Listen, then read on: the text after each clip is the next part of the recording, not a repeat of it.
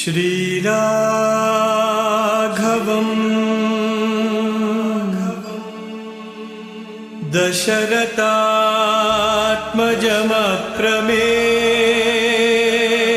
दशरथात्मजमप्रमेयम्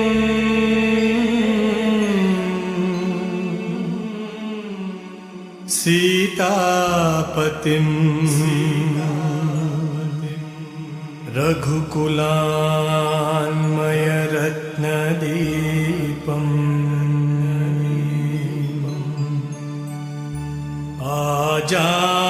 आजानुबाहुम्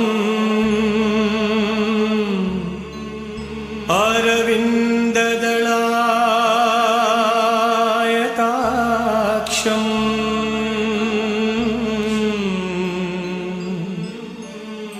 Ramam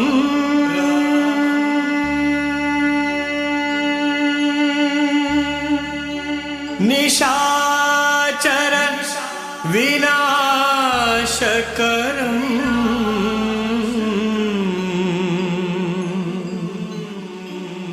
Namami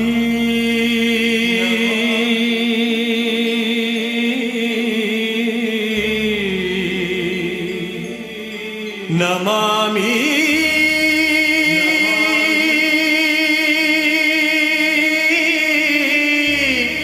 Namami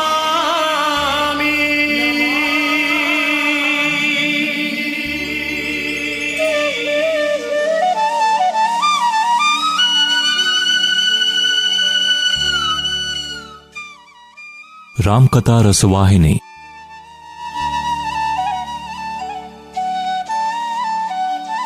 Chapter 10, Part 3.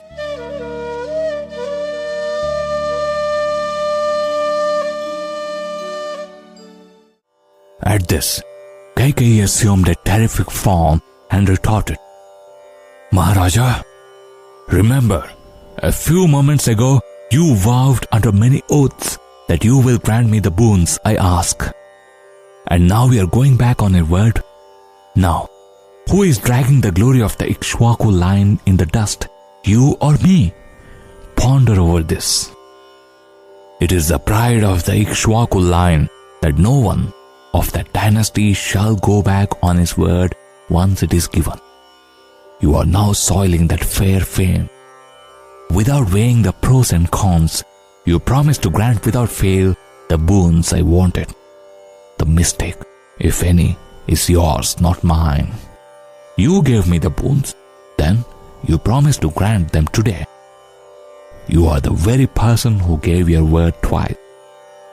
Consider your honor, your status, your dignity, when you deny the words you spoke then and now.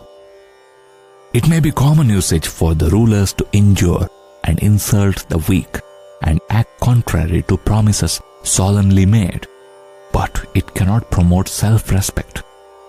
Those who break their promises and cheat women are savages, not sovereigns. When rulers slide into this savagery, the subjects will naturally resent and revolt. The kingdom will fast become demondom.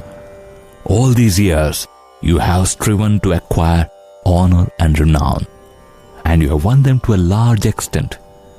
Now the infamy of breaking the plighted word is on your head, not on mine. Recollect the careers of the kings of old. Take good care that you do not act counter to your vows and oaths. Ponder well. You are proceeding along a path that is atrociously bad. Beware. You are moving against the dictates of Dharma. Well, were you as intelligent as you are reputed to be, you should have first ascertained fully the nature of the boons I wanted before you gave the promise. You did not look before and after. You were enchanted by my words, and you gave word that they shall be granted. And now you blame me when I ask you to fulfill that promise? Consider how seriously you are mistaken in this. How foolish you proclaim yourself to be. You accuse me for having given up my fear of the unrighteous act, my devotion to the divine, and my counting this reprehensible cruelty. But what about you? You are acclaimed as Dharmavrata and Daivasammana, a strict adherent of the vow to be righteous in word, thought and deed, and equal to God. What name can you claim now when you are going back on your oath? Pronounce judgment on yourself. The cleverness that dives and discovers the faults of those before you isn't commendable. If one dives into one's own faults and failings and is vigilant that they do not lead him astray into wrong and sin, that way of using the intelligence is commendable. Kings and rulers are highly intelligent. They are taken to be all-knowing. If such as you do not benefit by self-examination, but are concerned only with self-interests, what right have you to blame us as selfish and narrow-minded? You granted the boons, it is a fact. You took an oath, it is a fact. You broke the oath, you went back on the given word, it is also a fact. Reflect within yourself whether these three are true or not. You are deluded by attachment to the son. You are enslaved by fondness of the wife. So, you dump your promise into the waters. I am not the culprit. It is you who have done wrong. For it is natural for a mother to be attached to her sons. Every woman who is a mother will yearn that her son must rise to a position of the highest authority, that of the monarch of the realm. It is a prompting of nature. It is her bounden duty to see that her plan is unassailed by others. It is only natural that she plans in advance to counteract all possible assailments. I am only carrying out my natural duties and responsibilities. Remember, there is nothing unnatural or wrong in my conduct. When Rama is crowned as heir apparent, his mother Kausalya will become the Rajamatha, the Queen Mother. My son will stand with folded arms awaiting the command of Rama, ready to run errands for him. He will fall at the feet of Rama while reporting to him about the task he has accomplished for him. It may be that he will be reprimanded. No, I cannot be a witness to such scenes. I'll be so humiliated that I cannot live a day longer. Better far to drink poison now and die than look on at that shameful condition of my son. I am declaring this as an oath, taken in the name of my son Bharata, whom I value as much as my breath. I shall not be satisfied with anything less than exiling Rama to the forest. With these agonizingly harsh words, Kaikeyi fell on the floor and started sobbing and groaning in a fit of heart-rending sorrow. Dasharatha bat his head in despair. He said, Kaikeyi, has anyone advised you that this calamity will befit you? Or has some evil spirit possessed you and forced you to utter these desires? What is this absurdity, this ridiculous madness, sending Rama into the forest and crowning Bharata? Why not wish well for me, your husband, for Bharata, your son, and this king of Ayodhya? Give up this desire fraught with certain calamity. Think deeply over the consequences, or else you and I and your son, all three, will become targets for the direst infamy. It will not end with that.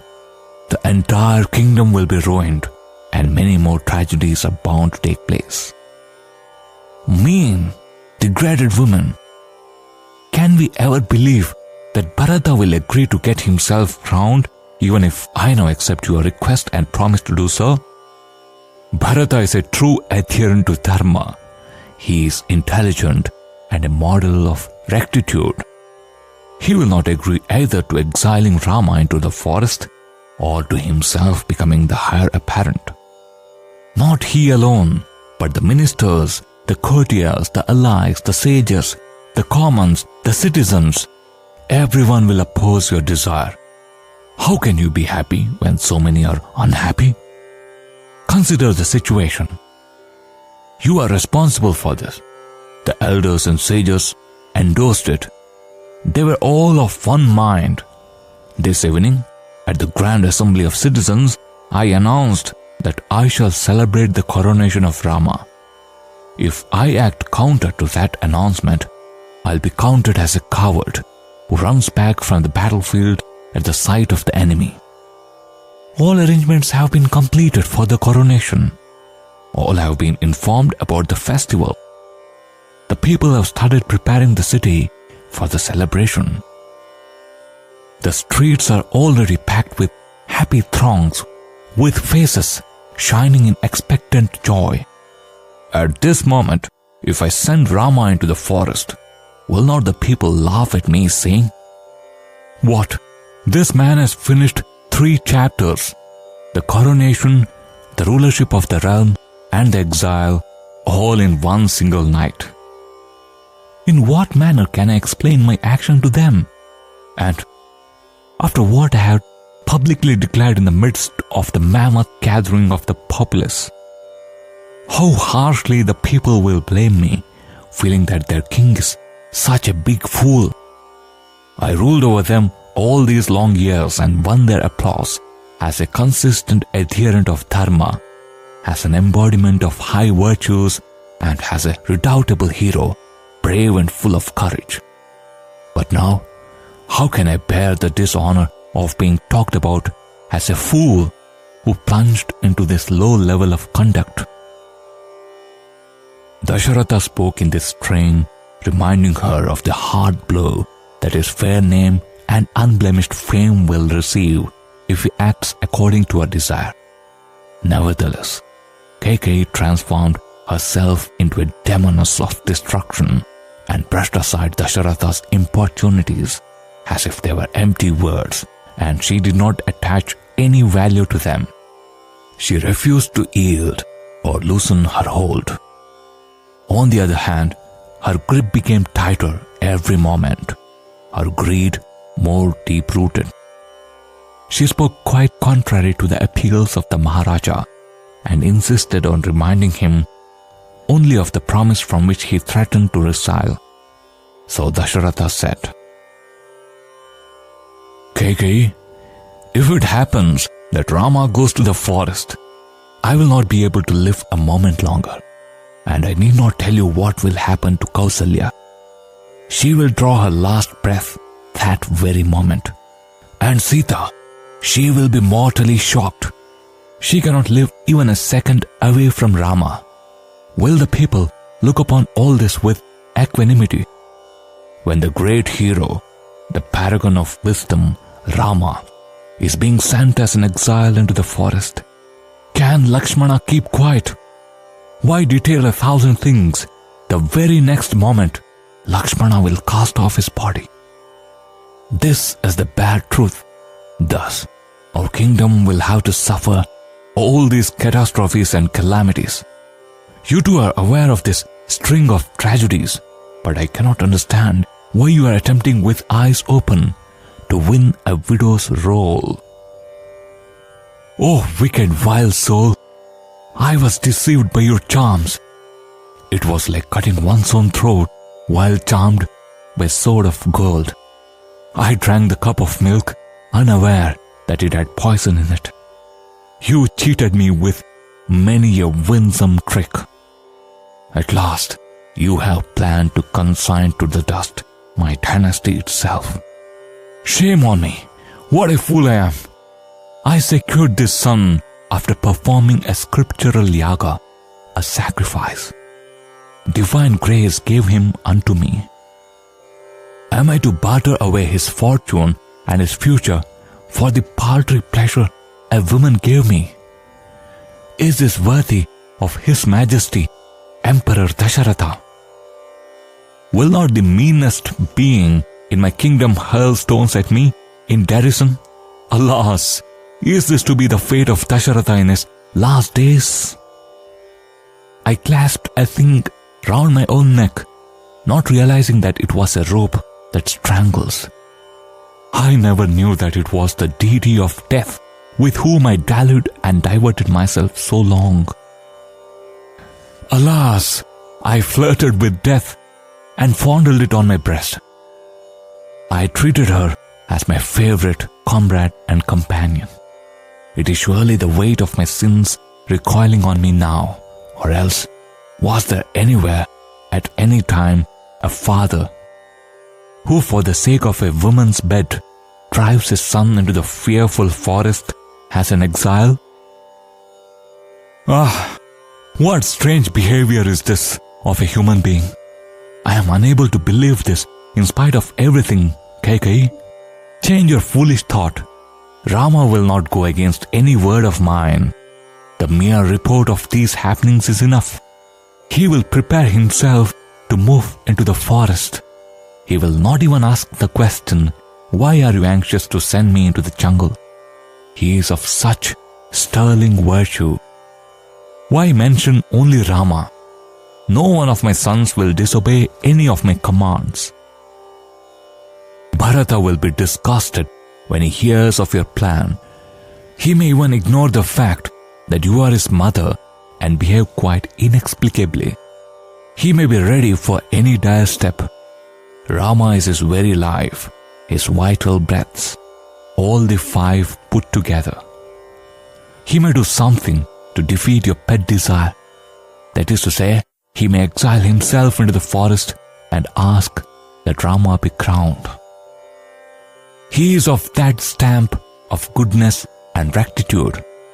I am wondering at your crooked intellect, which cannot grasp the workings of Bharata's mind. Kaikeyi, wicked designs are precursors of self-destruction, as the saying goes. This design has entered your head, presaging your ruination, remember. You are bringing on the fair name of the Ikshwaku royal family an indelible blot.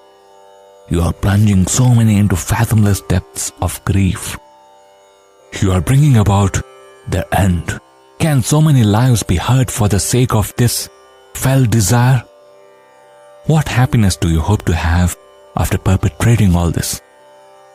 Even if you do achieve your goal, will that be Ananda? Can you call it so? Oh, shame!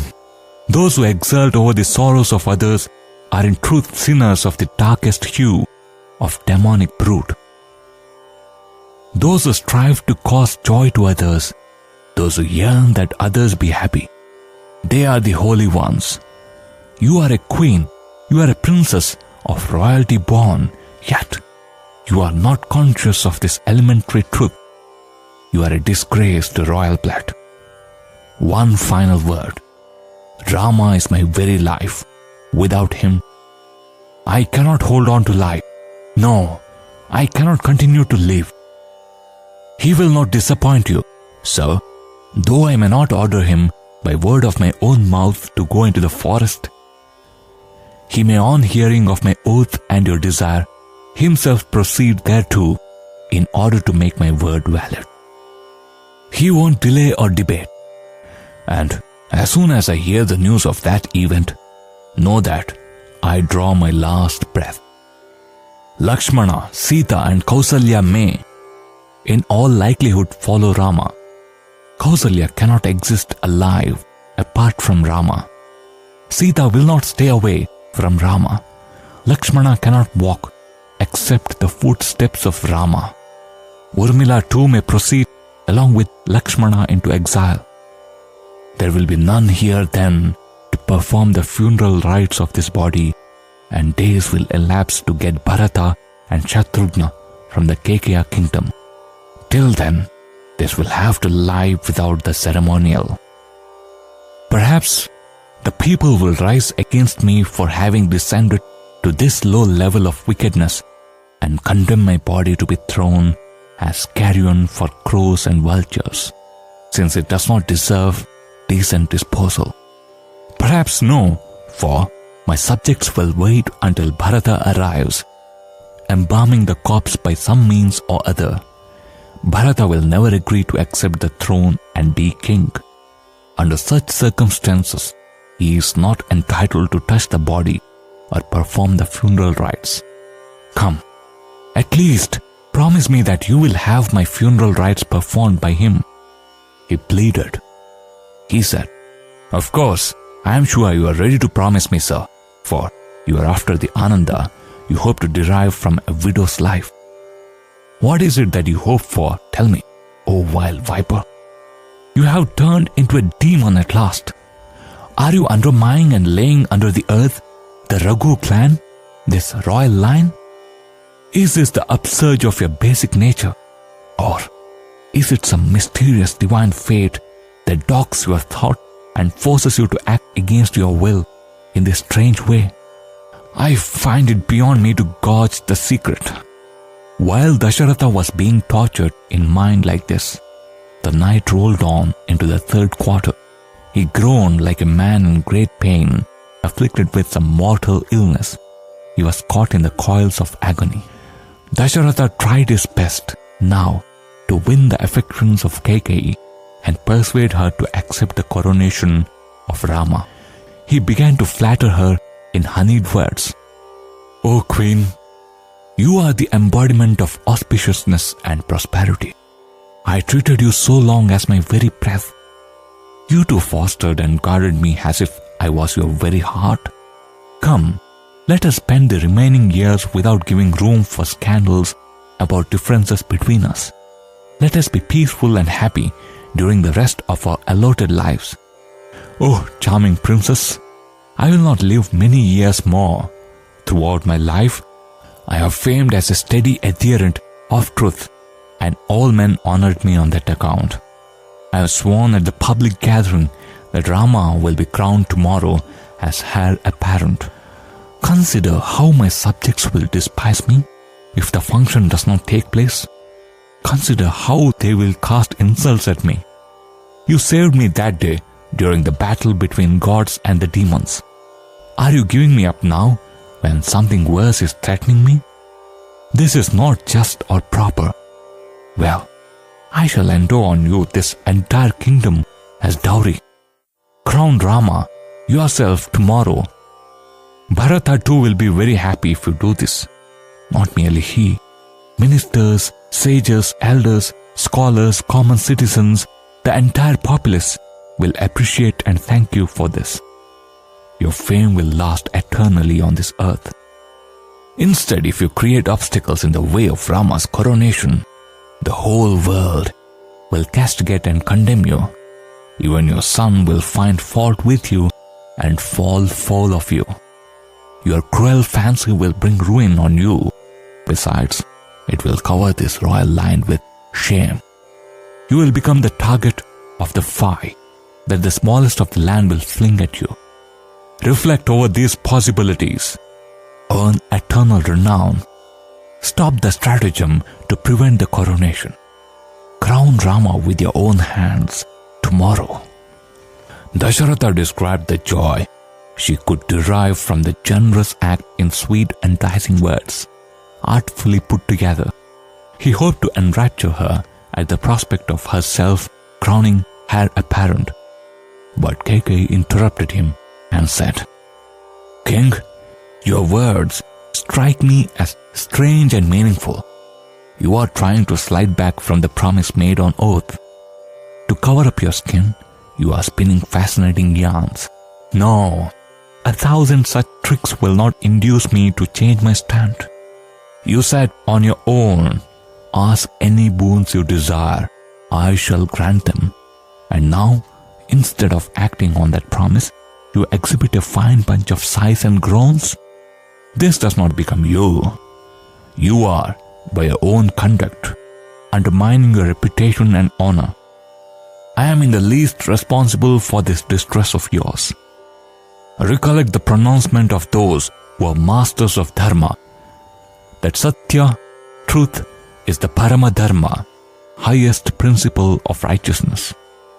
I too have based my request for the promised boons on the same principle of dharma, and as befits a follower of dharma, you too agreed and said, Right, they shall be granted. Nevertheless, you have started imputing motives to me, that I am thrusting you into unrighteousness, that I am set upon committing an unpardonable sin, that I am attempting to bring lasting infamy on your name. This is most improper. It is thoroughly unjustifiable. I am absolutely innocent of any wrong in this affair. You made the solemn promise without a thought on the past or the future, and when that promise had to be put into action, you suddenly become confused and desperate. The fault is yours, not mine. Those who promise and are not willing to act accordingly are sinners of great magnitude. Act as the promise directs you to. Then, the truth you have maintained will itself wash off any related sin.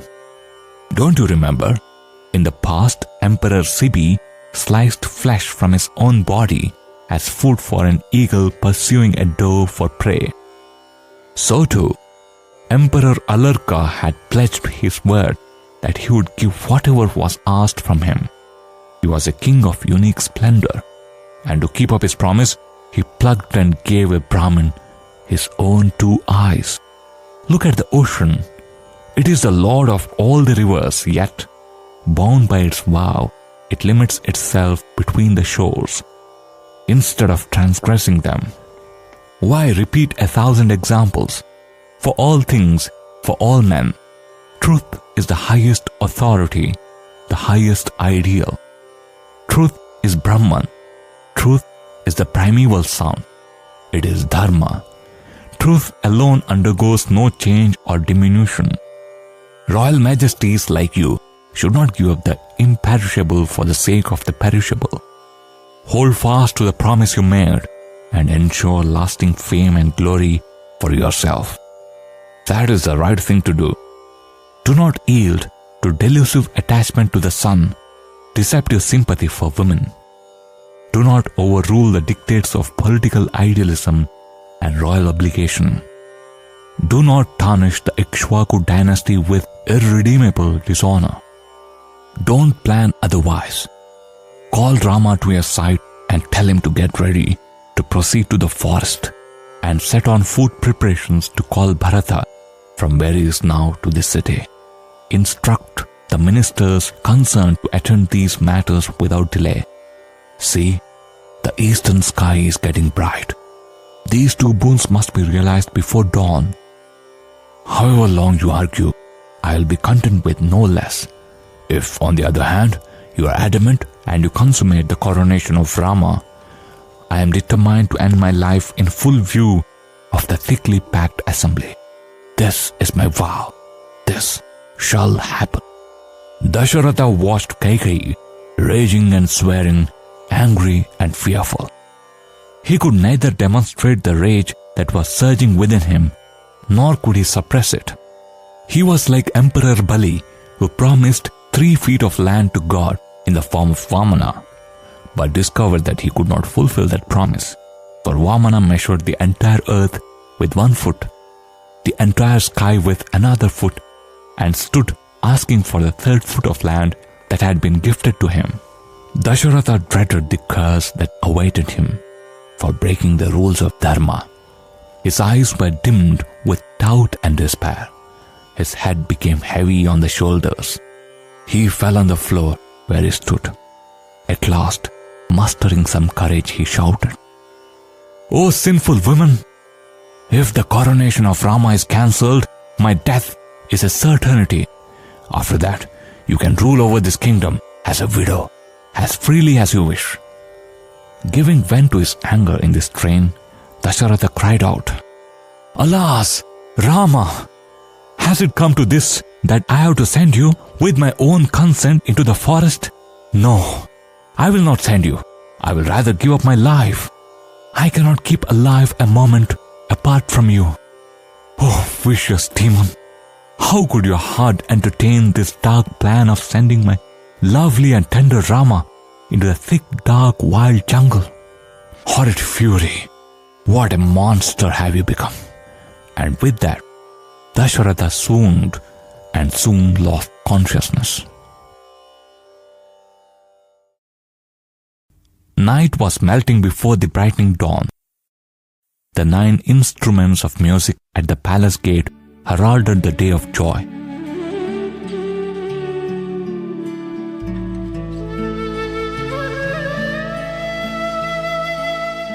The roads started getting the showers of rose water, The air was thick with fragrance and festive noise. The sky was charged with hope and excitement. The constellation Pushya rose as the star of the day. The sage Vasishtha proceeded with his group of disciples to the Sarayu river for the ceremonial bath and returned from there with the consecrated water necessary for the coronation ablutions. He passed along the royal road where the citizens had gathered to witness the sacred articles. The palace guards cleared the way for the holy group. At last, they entered the royal palace through the richly decorated main gate. Even at that early hour, the open spaces inside the palace were filled with priests, vassal rulers, representatives of the people of the realm, and elders. They occupied the seats allotted to them. The rhythm of Vedic hymns recited by scholars along the streets echoed from the skies.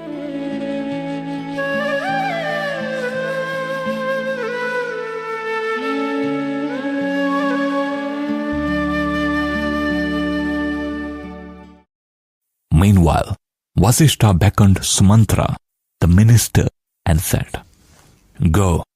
The auspicious hour fixed for the rite of coronation is approaching. Many preliminary rituals have to be attended to. Go and inform the Maharaja that his presence is urgently needed. Convey the message that Vasishtha is waiting for his arrival."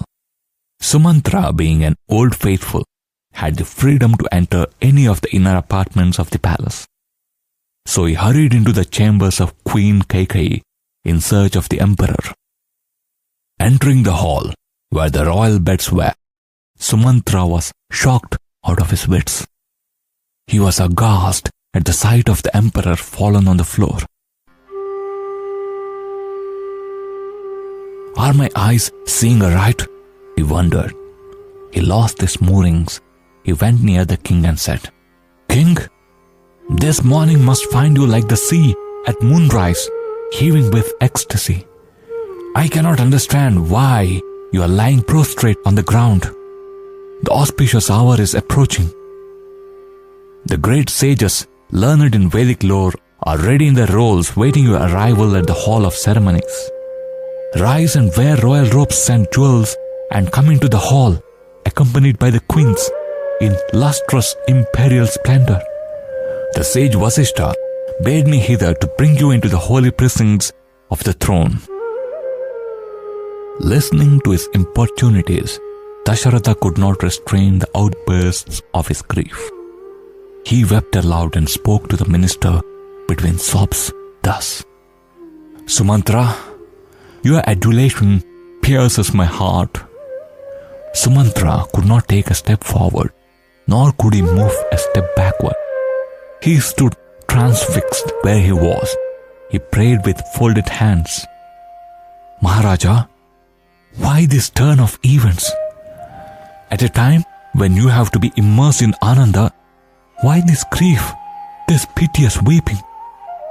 What is the reason behind all this? It is beyond my understanding." When Sumantra stood hopeless, sunk in sorrow, Kaikeyi intervened and said, "O best of ministers, the emperor spent the entire night without sleep in anxiety about Rama. If you can go immediately and bring Rama with you here, the mystery will be unraveled. I am telling you this. Do not misunderstand me, but bring Rama here quickly." Sumantra took her instructions as the commands of the sovereign. He hastened to the residence of Rama.